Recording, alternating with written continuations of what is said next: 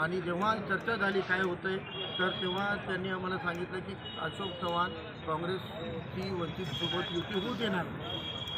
आम्ही म्हणलो आम्हाला काँग्रेसकडून अपेक्षा आहे आणि अनेक जण अशोक चव्हाणचे रिमोटवर चालणारे सोडून गेले, जे 4-2 राहिले तेही सोडून जातील आणि काँग्रेस आमच्यासोबत आघाडी करेल या पद्धतीचा आम्ही विश्वास व्यक्त केलेला आहे. ते म्हणले की करत नाही, तुम्हाला अशोक चव्हाणाच्या भाजपच्या त्या धोरणाच्या विरोधात घराण्याच्या विरोधात लढायचं तर आम्ही सोबती होऊ. त्यांनी त्यांचा प्रस्ताव दिला, त्यांनी अपेक्षा व्यक्त केली.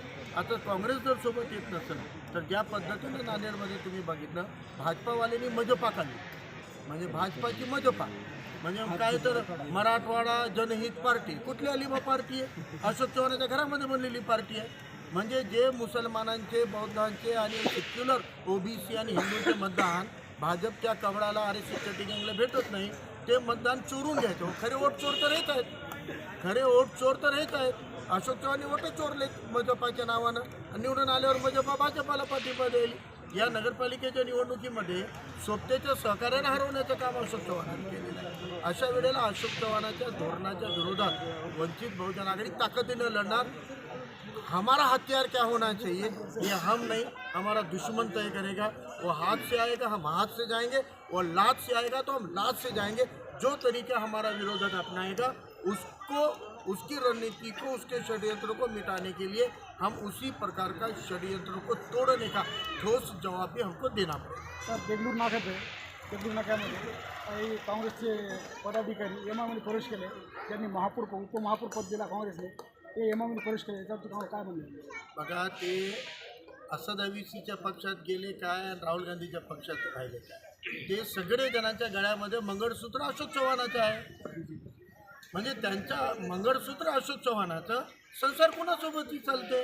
अशा लोकांना काय करणार. आणि तेच म्हणलो की या पद्धतीचे षडयंत्र लोकांचे भोळ्या जनतेचं मतदान हिरवण्यासाठी, चोरण्यासाठी, डाका टाकण्यासाठी जर या पद्धतीचे षडयंत्र होणार असतील तर आम्हाला हे षडयंत्र मोडीत करण्यासाठी जे मिळेल त्या हत्यारानं आम्ही याचा सामना करायला तयार. सर अगर आपको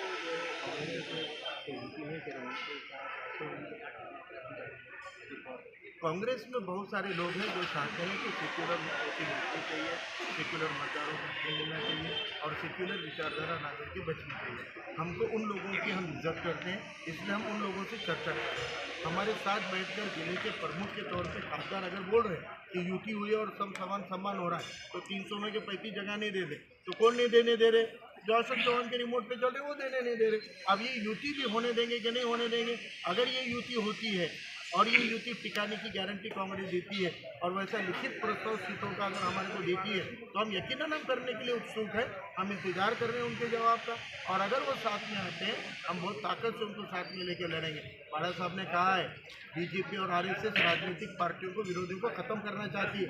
हम नहीं चाहते कि कांग्रेस मरनी चाहिए, हम चाहते हैं कि कांग्रेस की विचारधारा भी जिंदी रहनी चाहिए. अगर वो ईमानदार है, अगर वो सेक्युलर है, अगर वो संविधानवादी है तो और कुछ लोग हैं हम सबूत के साथ एक्सपोज करेंगे उनको. अगर वो लोगों ने यूटी में अड़थड़ा डाला और यूटी नहीं होने दी तो उनको एक्सपोज करने का काम यकीनन हम करेंगे. जैसा कि सर कांग्रेस ख़त्म होती जा रही है तो आप मतदाताओं को क्या आह्वान करेंगे कि वंचित एक अच्छा ऑप्शन है? मतदाताओं ने पिछले 15-20 साल के मांझी को देखना चाहिए. हम, हमारी टीम, हमारे पार्टी के लोग, मेरे साथी बिना किसी यंत्रणा के, बिना आमदार खासदार के तुम्हारे लिए लड़ रहे हैं. 15, 20, 25 साल से आपने देखा है कि हमने लड़ा है, अपने दम पे लड़ा है. हमारा कोई आमदार खासदार नहीं था, फिर भी सबसे ज़्यादा लड़ाइयाँ हम लोगों ने लड़ी है. अगर हम लोगों को सभागृह में नहीं पहुंचाओगे तो हमारे पास संवैधानिक हथियार नहीं आएगा. तुम्हारे घर पे जब बुलडोजर चलाया जाएगा, जब सरकार के खिलाफ तुम पोस्ट कर दोगे, कमेंट कर दोगे, आंदोलन कर दोगे, तो तुम्हारे घर पे जब बुलडोजर चलाया जाएगा तो वो महानगर पालिका में ये नगर सेवक होना चाहिए दमखम रखने वाला, जो कमिश्नर को पूछे कि उनके घर की परवानगी नहीं है बोल के अगर तुम बुलडोजर भेज रहे हो तो नांदेड़ के अंदर ऐसे हम 50,000 घर बताएंगे जिनकी परमिशन नहीं है, उन पर बुलडोजर चलाओगे क्या? अगर नहीं चलाओगे तो हम ये घर पे नहीं चलने देंगे. ये बोलने का दमखम किसमें? गुत्तेदारी करने वाले बोलते, रेती का धंधा करने वाले बोलते, गुटखे का धंधा करने वाले बोलते, चोरे चपाटे करने वाले, दारू का अड्डा, जुए का अड्डा चलाने वाले बोलते क्या? पुलिस कमिश्नर को, एसपी को, कलेक्टर को बोलने का दम कम है क्या? उसके लिए साफ सुथरा किरदार चाहिए, ज़मीर चाहिए। वो खाली वंचित के कार्यकर्ताओं के और नेताओं के पास में, और उसके दम पर हम अब तक लड़ते आए हैं। और वो लड़ने के लिए हमारे चंद प्रतिनिधि आप सभागृह में भेजोगे तो हम तुम्हारी लड़ाई लड़ना चाह रहे हैं। अगर नहीं भेजोगे तो हम नहीं लड़ पाएंगे। रास्ते की लड़ाई से इंसाफ नहीं मिलता है पूरी तरह से। देखा ना आपने, उपोषण पे बैठना पड़ा 1 साल पहले के पूर्वग्रस्तों को दिलाने के लिए, और नए पूर्वग्रस्तों के अभी नहीं मिले। अगले साल और उनके लिए हमको उपोषण करने की नौबत नहीं आएगी। अगर आप हमारे 10-20 नगर चौक चुनकर दोगे तो हम आपको यकीन दिलाते हैं कि प्रशासन को संविधान के मुताबिक काम करने पे मजबूर करेंगे और उनको उस तरीके से काम करवा कर लेंगे। इतना दम वंचित बहुजन आघाड़ी के नगर सेवकों में, कार्यकर्ताओं में रहने वाला है। आमचा पूर्ण पक्ष ताकदीनिशी आता सज्ज झालेला आहे. कार्यकर्त्यांमध्ये नवं चैतन्य पसरलेलं आहे. साहेबांनी एक ऊर्जा कार्यकर्त्यांमध्ये भरलेली आहे आणि म्हणून आम्ही येणाऱ्या महापालिकेला पूर्ण ताकदीनिशी लढणार आहोत. आमची आणि थेट अशोक चव्हाणांच्या भाजपची लढत आहे. बाकीचे सगळे पक्ष कुठेही कोणी मैदानात दिसत नाही आहे. वंचित बहुजन आघाडी हीच खऱ्या अर्थानं विरोधी पक्षाचं नेतृत्व, इथल्या नांदेडच्या जनतेचं नेतृत्व हे वंचित बहुजन आघाडी करणार. आघाडी होऊन एकदा तुटलेली आहे, तर तुम्हाला किती शक्यता वाटते की काँग्रेस आघाडी करत? हे पहा, आम्हाला जर व्यवस्थित आमचा न्याय मिळाला, आमच्या जागा व्यवस्थित दिल्या तरच आम्ही युती करू. कमीत कमी आम्हाला मागच्या वेळेसारखा जर धोका दिला तर मग त्यांना सुद्धा आम्ही आसमान दाखवू. 81 मधून कमीत कमी किती जागा पाहिजे आपल्याला? नक्कीच आम्ही 50% मागणी करतोय ना. काही 4-2 जागेसाठी कमी जास्त आम्ही चर्चा करू, पण आम्ही 50% मागणी करतोय. आणि जर मागच्या वेळेसारखा गोंधळ न घालता त्यांनी सन्मानानं जर त्या जागा सोडल्या आणि त्यांच्या सगळ्यांचं लेखी आम्ही सगळ्या गोष्टी घेऊन व्यवस्थित जर त्यांनी करत असतील तर आम्ही काँग्रेससोबत जायला तयार आहेत.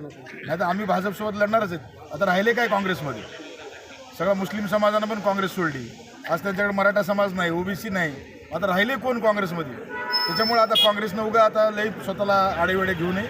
जर भाजपला हरवायची खरीच तुमची इच्छा असेल, वंचित बहुजन आघाडीसोबत या, नाही तर मग आमची तर तयारी चालूच आहे. सर, अजून एक प्रश्न आहे. शिवसेना उद्धव ठाकरे गट किंवा, कारण तो पक्षाचा सेक्युलर म्हणून आपल्याला बोलवितो, आणि अजित पवार गट, या गटासोबत आपली बोलणी चालू आहे का आणि युतीची शक्यता आहे का? आमचे काही पदाधिकारी त्या सर्व पक्षांच्या संपर्कात आहेत. त्यांच्याशी आमची पदाधिकाऱ्यांची चर्चा चालू आहे. जर काही पॉझिटिव्ह संकेत आले तर आम्ही निश्चित त्या दिशेने आम्ही काम करू. Okay sir, thank you.